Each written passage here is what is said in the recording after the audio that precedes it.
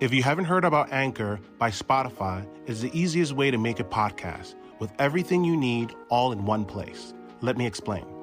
Anchor has tools that allow you to record and edit your podcast right from your phone or your computer. When hosting on Anchor, you can distribute your podcast on all listening platforms like Apple Podcasts, Spotify, and many more. It's everything you need to make a podcast all in one place. So go ahead, download the Anchor app or go to anchor.fm to get started. Hello, everyone. This is Theo from Making It Make Sense with Isaiah, Theo, and Vincent. Don't forget to subscribe, rate, and review us on Apple Podcasts, Spotify, and iHeartRadio. Don't forget to like and subscribe our YouTube page at Making It Make Sense ITV and listen out for new episodes every Friday. Follow us on Instagram and leave us a comment at Making It Make Sense ITV. We look forward to hearing from you. Hello, everyone. Welcome back to Making It Make Sense with Isaiah, Theo, Vincent, and Danielle. Today, we're going to talk about the over-sexualization of Black LGBT folks. Very good topic and a very deep topic. So let's get into it. Yeah, let's get into it. I mean, first thing I want to acknowledge is I think that this conversation certainly has deep roots. You know, people always say, "Oh, why do we always bring up slavery?" Because really, the conversations like this is not about the over-sexualization of Black bodies extends back for centuries. Back then, yep. For centuries. It's not just about slavery when people were forced to mate like cattle and revered as cattle, but it's also about the oppression that happened after, you know, the Jim Crow laws, the, segregation, all of that stuff, school to prison pipeline, the over-policing of Black communities, and mass incarceration are all forms of the oppression, and all of that has some connotation. And if you don't believe me and you want to take issue with what the hell I'm saying right here, let me just say this to you. When's the last time that you clicked on a porn site and looked for a prison rape video or something like that, you know, and not looked for it, but saw it as part of the lineup? This whole notion that, you know, men in jail gangbang BBC with their BBC. I was about to say. Oh my God, right? Come on, please. Yeah. I don't even want to hear that. You know, Oh, my Christian ears are hurting me. I'm dead. The fetishization, though. Yeah. Well, you know, I learned about when it comes to election and sex, I've always been very delayed and late to the party. If that makes sense. Like if you're flirting with me, or if like you're trying to because I'm very direct, so that's always missed me. I've never realized that I was being over sexualized or what folks thought about me, and then when it hit me, it's like a movie. You start having a flashback, and then all those things started coming back to your mind. Because I have my background is my Arab and Latino ancestry. But don't get it twisted, I'm very Black. And I will always they will always have these preconceived notions of the sex that I have or the kind of sex that I want to have. I'll think, oh, excuse me for being so blunt, but it'll be like, I've had men telling me, oh, so that if you're Black, if you're Black and you're Latin and you're Arab, that means that you have stamina. Well, that means that you ejaculate a lot of times. All these bizarre. I was like, whoa, you set the bar up way too high. Stereotypical views. The bar is set up too high. I am not a porn star.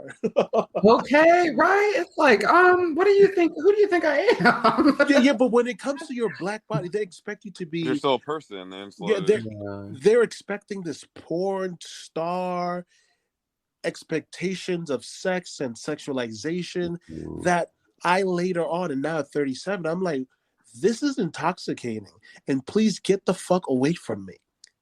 Yeah, when you tell me that Black women in this country who are giving birth to babies, there's a high morbidity and mortality rate among them, Black women who are pregnant Black women. That's concerning to me. When you tell me that Physicians Journal says that, they actually think that Black women have a higher pain tolerance than white women, True. and so therefore they could keep prohibit. They can reduce the amount of pain meds prescribed. That's something fucked up. And so, to me, that says that there is an inextricable link between this notion of how a Black body exists in this world, and the over sexualization of Black bodies compared to non-Black bodies. And I'm not for this shit no more. I feel like liberation must come, has come, will continue to come as long as we keep talking about it. That's why this conversation is so daggone important. I feel like, especially when it comes to Black men, like that's really, whether it comes to heterosexual or homosexual or anything like that, or especially even Black trans women, I feel like it's a whole other niche fetish as well. Like, and it's kind of disturbing. We really people just gotta stop. It's not okay, like, to kind of, you're trying to, you're also reducing someone's value to just that. Yeah. I mean, that whole notion of chicks with dicks, and again, the sex industry, sex worker industry, people who have had to engage in sex work because they could not get legitimate work, or there were barriers in acquiring additional knowledge, skills, and abilities because of their queer identity. That's real. That's real as rain. And the people who pay, and I'm not going to say there aren't people who are out there who naturally want to engage in sex work. There are some. I know some. But I also know people, and myself are included, I've engaged in sex work. And I was the most laziest motherfucking whore on the block. Damn. I'm like, damn. Because it was like, that's the oldest profession. profession. And I laugh about it. And it's fun. And it's funny. But the thing about it is, it was when I didn't know I could do better and be better. Yeah. We lost a lot of Black bodies, queer Black bodies, female body, HIV/AIDS. We lost a lot of queer Black trans men to overdoses and suicide, and that stuff is relentless for them. These are legitimate issues for our community, and I'm not going to let anybody poo-poo them anymore. It says something about the over sexualization of the female body, and even in medical journals they described the Black female body and saying how they won't feel a certain amount of pain. I was actually reading something with my coworker because a patient had brought it up about the mother of gynecology, which was a Black woman that was experimented on by this disgusting gynecologist, J. Morin Sims. Is that Baltimore? Excuse me? I thought it was a case in Baltimore. Go ahead, never mind. Oh, I don't know where it was, but where this woman, the reason that we have such great gynecology today is because this creep of a gynecologist experimented on this woman, gave her no anesthesia, gave her no pain medication, and it was taking out her ovaries, was doing was doing the other, because in his twisted, disgusting white supremacist of the mind, this Black woman, she'll heal. She's like a Wolverine. She'll heal quickly. She doesn't need this in comparison to the white body, and so on and so forth. And the reason that we have such great gynecology here in America is because of this disgusting perversion of a man. Well, Henrietta Lack was the same thing, the woman in Baltimore. There we go. Where they're violating herself. Yeah. And up until the present day, they were doing that just as recent as 10 years ago. They were using her cells to treat all kinds of diseases. Yeah. Sickle cell, cancer, and all that stuff. Yeah. The Never got a dime for it. Never. The syphilis and the Tuskegee Airmen. So Black folks, and particularly Black queer folks, have a lot to be suspicious of, have much to advocate for themselves and their personhood and their biology and their own physical health. And to boot, we took a beating during the pandemic. A lot of people pointed out, I don't remember seeing a study that actually named why we took a beating, but we took a beating during the pandemic.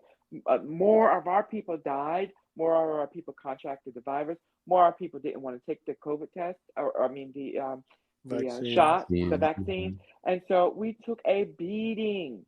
But it's because of that unnatural, we don't have that trust, but there's reason, not to have that distrust in, the system that's clearly supposed to failed us over and protect us. over.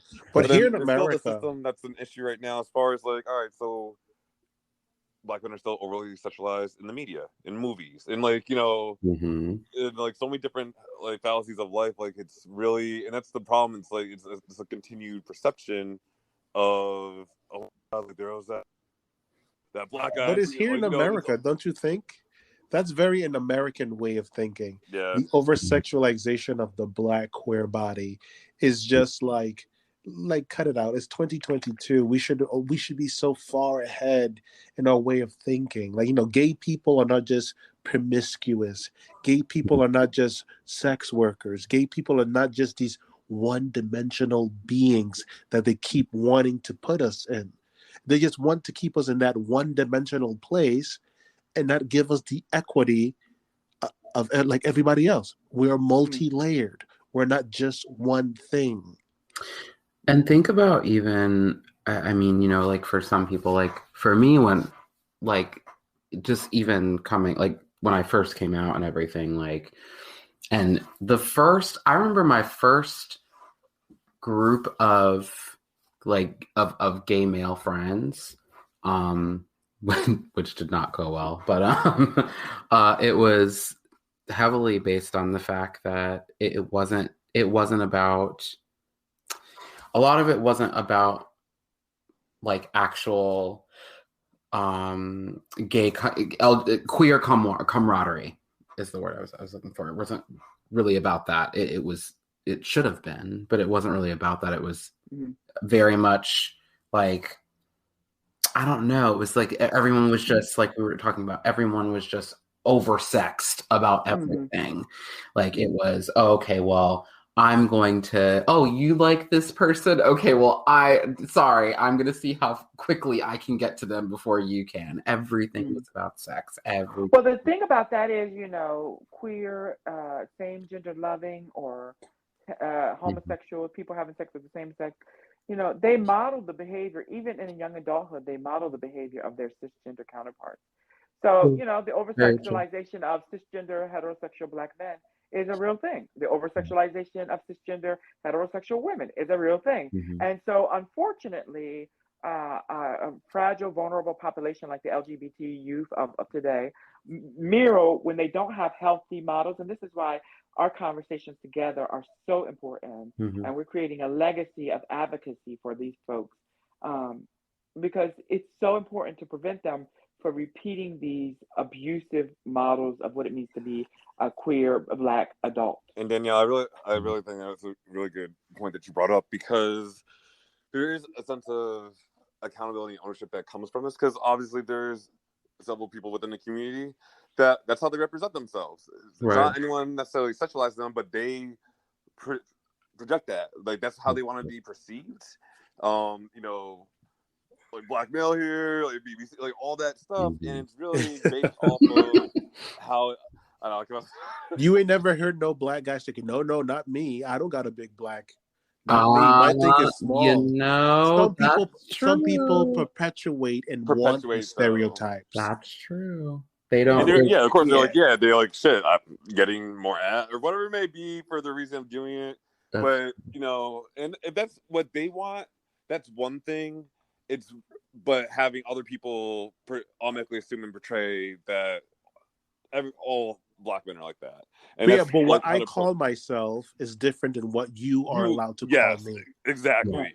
That's how I always seen things. So of course there are going to be some LGBTQ plus folks out there that are promiscuous, that want to do sex work, that are the Black queer folks that, you know, they're all about BBC and all this shit. But that is their prerogative, and that is their right to do that.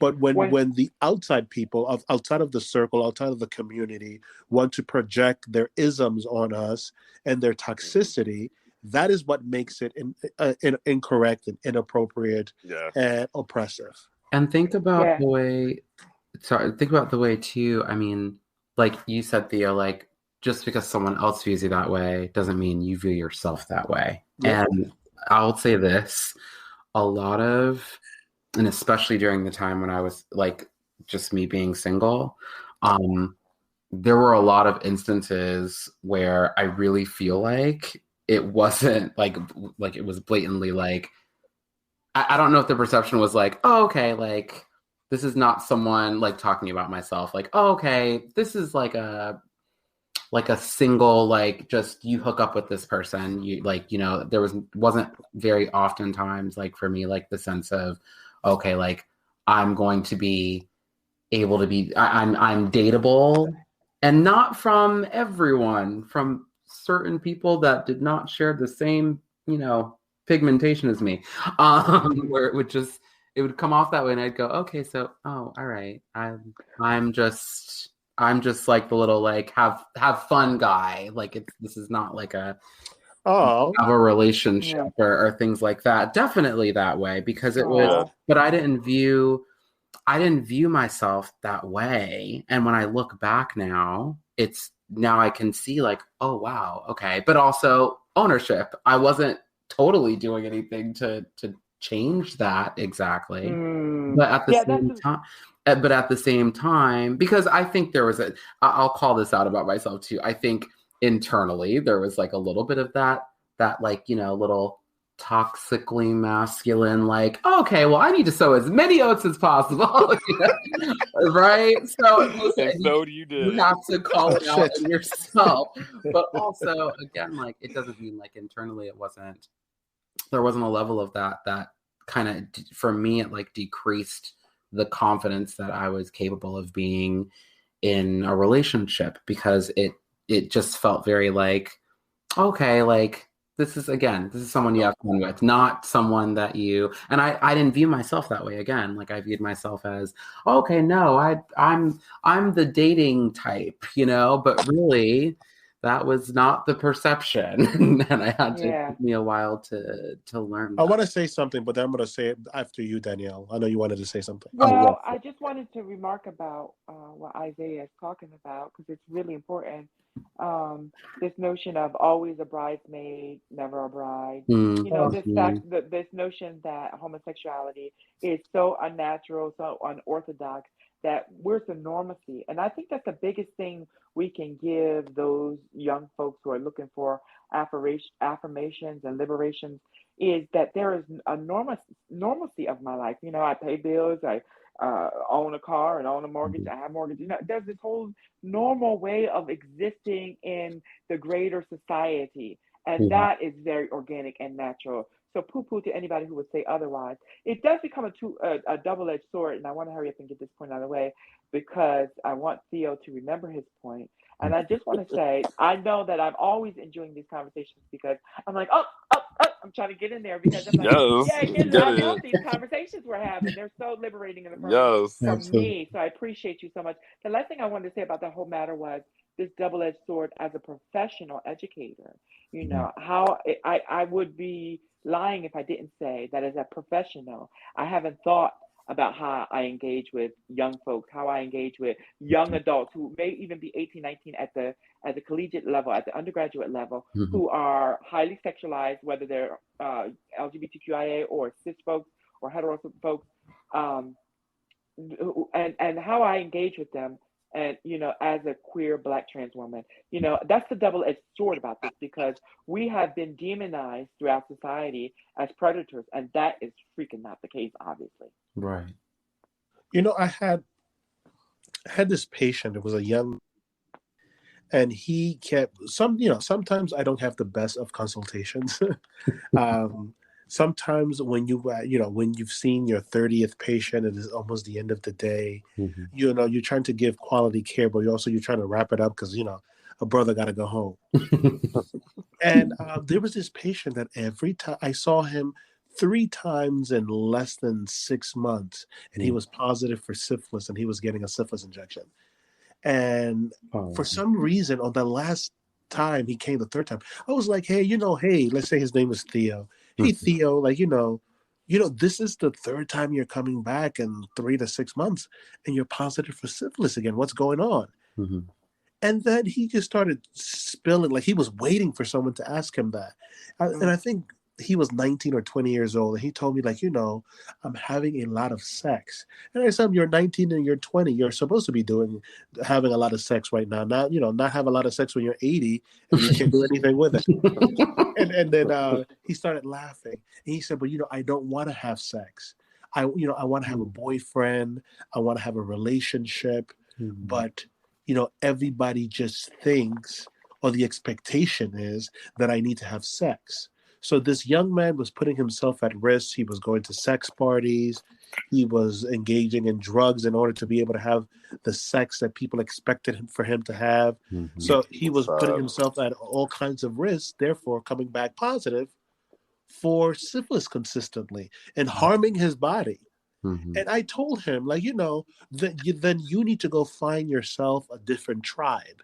Because if you want a relationship, if you don't want to be hypersexual, there is a tribe out there for you. Yeah. And you know what the sad part about that is? Big Farm. I hear that conversation, and unless you're just because of on the grounds of anonymity and confidentiality and HIP and all that, you're not mentioning the HIV status. Big Farm has something to do with his notion of who he needs to be as a queer person, because PrEP. I can't stand fucking PrEP. Ding ding ding ding ding ding ding ding I come ding. from because you're telling me he's popping syphilis, but he's not popping for HIV, so he must be on PrEP. And so this notion that young folks have about, if I take my PrEP pill, I'm safe. I don't have to worry about anything else. Right. Like, that motherfucking shit is toxic. I come from the generation, no, you put 2 condoms on if you have to, motherfucker. Shit. You know what I'm saying? That's alarming to me. And it's alarming to me that big pharmaceutical companies that make millions of dollars, trillions of dollars each year, are not having conversations with our young folks. And then some of our colleagues, some of our contemporaries, some of the people who are our age are making money off of PrEP, So it pisses me off. No, but it's funny you said that. He did not take my advice. And unfortunately, the pressure of everything, he still continued in a behavior. And when he came back to me at the end of the year, he was positive for HIV. Because he refused to take PrEP, because he doesn't know what the PrEP will do to your body long term. He doesn't know what these people are giving it out for. Because here in New York, PrEP, they give you basically PrEP for free. You get a stipend or a voucher, and you get it for free. And he came back positive. Now he was positive with a history of syphilis, and in this perpetual toxic cycle of what it is that was expected of him, because he was a queer Black man. Yeah. And same thing for queer brown and Black trans women in New York City with syphilis. So here we are. They want the full buttock, the round full hips of a woman. And so to pass, they were getting silicone injections in. And there was this study that looked at, they were like, why are these women coming in and and some of them are men, but effeminate men. Why are they dying from syphilis? A perfectly treatable, curable, diagnosable disease. I mean, they're on the verge of, some of them are on the verge of death because of syphilis. Well, they were getting the shots. They were getting testing positive for syphilis. They would get the shots, but they would not disclose. And this is why nuances matter. They would not disclose that they had silicone. So the shot for syphilis was being injected into the silicone that exists in their buttock. And a very simple thing was killing a whole lot of people because people weren't talking about it. Oh, wow. You gotta talk about this shit. But again, it's like then feeling the need to. It's one thing if, like, you want to modify your body because you want to modify your body for yourself to. That's how you view yourself, like your mind. That's what you want. And that's what for you to feel secure. Yeah, it's legitimate. Some trans people have gender dysphoria. Yeah. Yeah, but on the other hand, just sometimes people get some of these things done to go ahead and fit into that. You know what I mean, like kind of fit into the expectation or live up to that expectation of being hypersexualized. So it's kind of really sad. Like get the buttocks, get the cheeks, get the lips, get the chin. Get the BBL, the BBL, because there's all these bizarre, like here in New York, people. I'm still surprised. I survived, because they have these bizarre expectations of what it is that of what gay or queer or trans looks like. There's folks that I went to school with that they were getting I don't know what the procedure was, that were male presenting, but they just wanted to look a little bit more feminine in the face, so they were putting injectables in their face. That's called industrial grade silicone. Now, I want to say something that's really important. I probably should say it more often in this space. You know, I eschew when one person speaks for an entire community. I really hate that. And so, although I am probably, to my knowledge, I'm the only trans person. I'm not saying that because I don't know that these gentlemen are cis gentlemen. I'm just saying I try not to assume people's gender. But I want to just say that just because I'm the only trans person in this space, I'm always learning along with my community. And that's very important for me to say, because the other commitment I have towards my community and the larger community, LGBTQIA community, is this, that I know that I have to tell my story so that some people, we've said this also, that others don't have to go through this. The young folks who come in behind us don't have to go through that. You know, today New York City and New Jersey and Washington, D.C. cover facial feminization in the Medicaid law. I mean, we fought for that. And that makes a world of a difference for a person living in, especially when we talk about health outcomes, when we talk about employment, and being able to be employed and gainfully employed. It makes a world of a difference for a person to pass. You know, I have trans sisters who are 7'2", and they look like Amazons because they have undergone facial feminization. They've undergone, all of these gender confirmation surgeries. So even if somebody acknowledges them as transgender, they don't lose their life because of it. So that's important. And I love when you say that, Theo. I really love when you say, when you talk about your experiences and surviving and how real that was for you. Because it was for me too. Yeah, but when I said there are people who using, it is important to, how do you say it now, to separate those who are doing it because it's trendy and those are doing it because it's something that they have to do to be their true authentic self. Well, the thing about it, the trouble with that is you can't go around policing who's doing it for the right reasons, if you will. Well, of course not. Yeah. No. But that's I'm saying. There are those, but this is us speaking about it in the same way of those who are being influenced sex work, and then there are those who actually need to do sex work or want to do sex work. And when it comes to altering your body, there's those who want to alter their body because they want to be their true authentic self. And then there are those who are just doing things to be trendy. And those who are being trendy are the ones that they're paying attention to and saying, you see, this is why people can take trans people or gay people serious, because look, he's doing it for a trend. So I want to share a true story really quickly about sex work. And this wasn't actually an outcome of sex work. I've shared openly that I was a sex worker reluctantly in my life, but also, and then really just to keep a roof over my head. Yeah, you do what you have to do. But also I want to talk about being in an abusive relationship a little bit, and how that correlates. I made a porno with one of my boyfriends. We were together for a number of years, and that porno was leaked to X Hamster. And I didn't think nothing of it when I was about 32. But by the time I got to 37, I was working on my master's of education when I was 38. It happened when I was 38, and I was substitute teaching here in New Jersey. And the little boy in my class, he kept wanting to get hugs from me. And when he would hug me, his manhood would rise, and he was it happens. It really happens. Actually, as an educator, you have classroom management for teachers, and you actually kind of talk about this like it's natural part of the profession. Right. So I sent an email. Now you don't send notes home. You send the email to the parents. They have an email, and I sent the email, and can you talk to little Johnny about this? And the parents, I was long-term. The lady was out. She was out on maternity leave, and I was long-term substitute. And the father came up, a handsome-looking black guy. He goes, for student parent-teacher conference, and he goes, "I know you." And I'm like, "I don't think you know me. I'm from Jersey, but I've lived in Jersey a long time."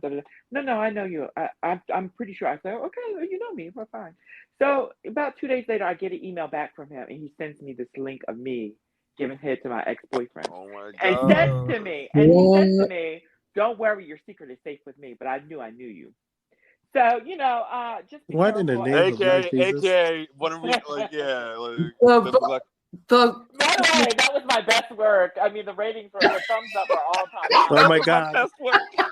But the audacity to send you the link, like I did. Actually, and then I've had girlfriends I've known for 20 years just happen upon it for whatever reason, because it's under something like BBW training or something, and so they're like, "Danielle, did you ever?" And I'm like, "Yeah, I did," and they're like, "Oh, okay, yeah, it happened." But for him to send you the yes, I know I did it, Negro. I don't need to send it.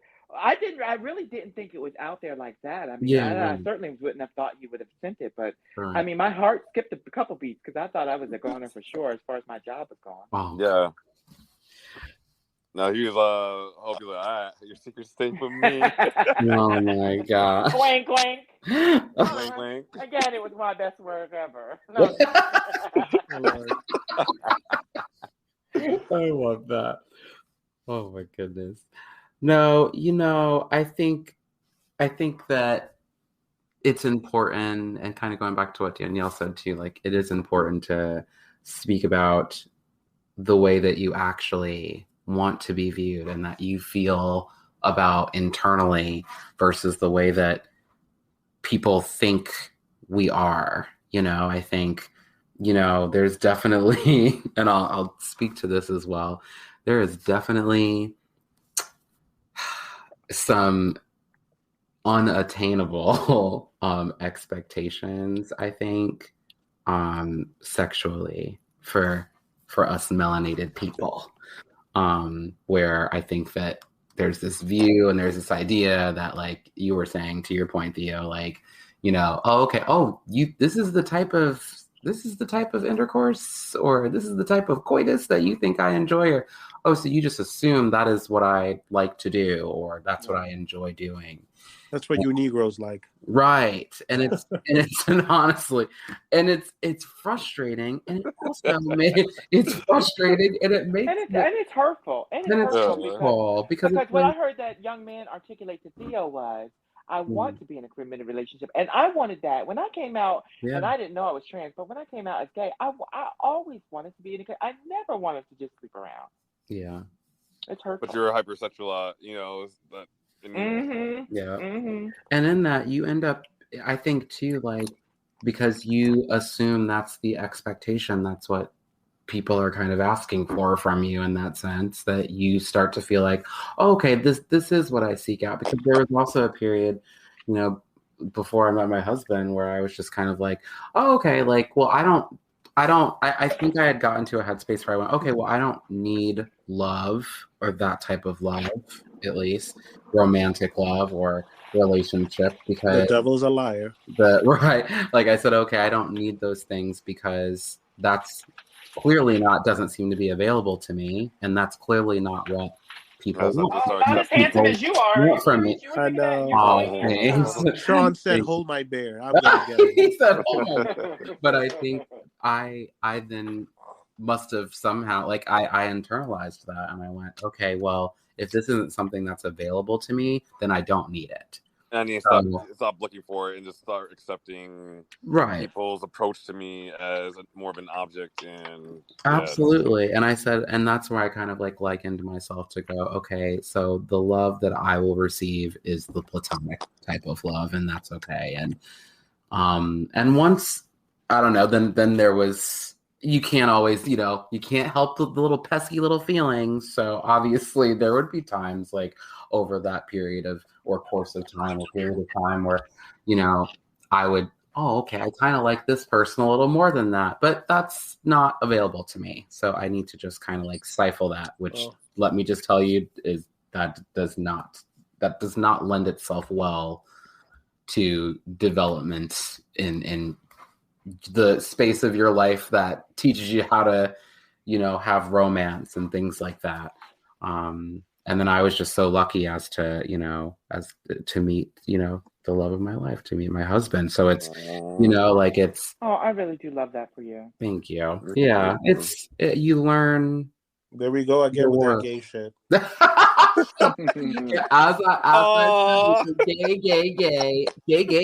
Gay. You know, and I have to say, I think I've continued to enjoy these conversations.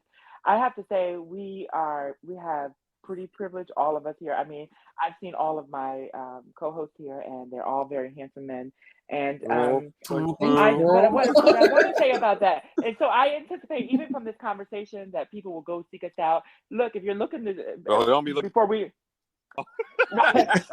Okay, disclaimer. Don't be looking for our girls' video now. Don't be doing that. But beyond that, if you're looking to connect with us on YouTube and hopefully in the future TikTok, look for us at Making It Make Sense IJTV. Is it JTV or just ITV? It's JTV. I know it's JTV or because ITV. I was ITV. Yeah. And it's always a pleasure speaking with Theo, Vincent, Isaiah, and yours truly, Danielle. I appreciate y'all. We appreciate you too, boo. And thank you all for joining and listening to this. Till next time. Till next time. And don't forget, gay. Gay is good. Gay is good. Gay by God.